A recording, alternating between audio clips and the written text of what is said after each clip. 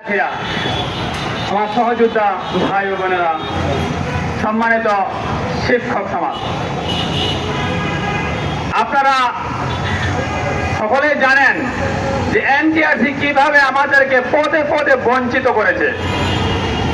আমার এক সহযোদ্ধা বলল যে জ্বলন্ত প্রমাণ যে দুর্নীতি এবং জাল সনদের সবচেয়ে বড় প্রমাণ, প্রত্যেকটা প্রতিষ্ঠানে দেখবেন যেই সমস্ত শিক্ষক নামধারী কিছু দুর্নীতিবাদ জাল সনদধারী না বলে যারা বেশি প্রভাব হারিয়ে দিয়েছে, বলে টিচার্স রিপ্রেজেন্টেটিভ হয়ে বসে আছে, বলে এদের বিষয়ে তথ্য নেন। বাংলাদেশের যে কোনো প্রান্তের যে কোনো প্রতিষ্ঠানে এদের বিষয়ে তথ্য নেন, বুঝে দেখবেন এরাই জাল সনদধারী। বলে একটা কথা আছে, এমডি ভেজাল সাউন্ড বাস, বলে খালি কলস বাজে বেশি, ভরা কলস বাজে না।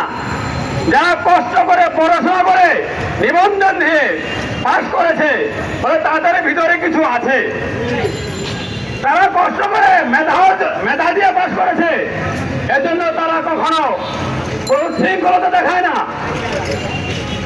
যারা উচ্ছৃঙ্খলতা করে তারাই দুর্নীতিবাজ, তারাই জাল সনদধারী। আপনারা তথ্য নেন, খুঁজে দেখেন, প্রমাণ পেয়ে যাবেন।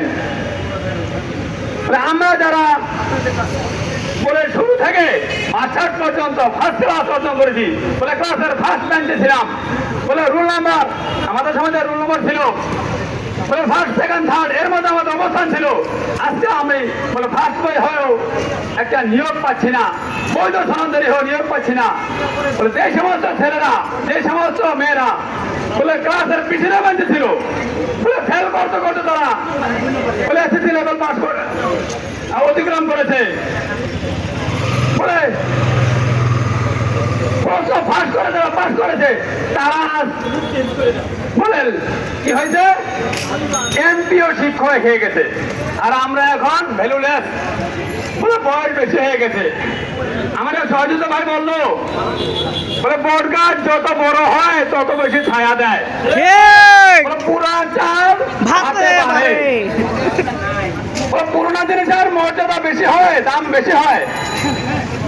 আমাদেরকে যারা ভ্যালুলেস বলতেছেন, বলে আমরা সকলেই দেখেন কোথাও না কোথাও স্কুল কলেজ খণ্ডকালীন হিসেবে অথবা আমাদের অনেক সহযোগিতা আছে যারা স্কুল প্রতিষ্ঠা করে এবং প্রতিষ্ঠান হইয়া তারা স্কুল পরিচালনা করতেছে, কলেজ পরিচালনা করতেছে।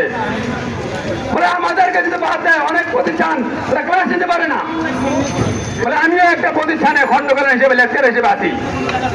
এরকম অগণিত শিক্ষক সকলেই বলে কোথাও না কোথাও খণ্ডকালীন হিসেবে আছেন, পার্ট টাইম হিসেবে আছেন, বলে কেউ কোচিং চালাচ্ছেন, কেউ প্রতিষ্ঠান চালাইতেছেন, অথচ আমাদেরকে ভ্যালুলেস বলতেছেন।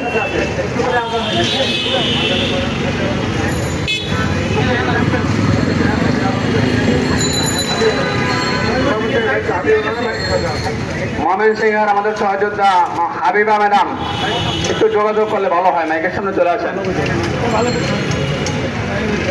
সংগ্রামী ভাইয়েরা, বলে এনটিআরসি কত পদে পদে আমাদেরকে বঞ্চিত করেছে, এটা কিছুক্ষণ আগে আমার সহযোদ্ধা ভাইয়ের কাছে শুনেছেন।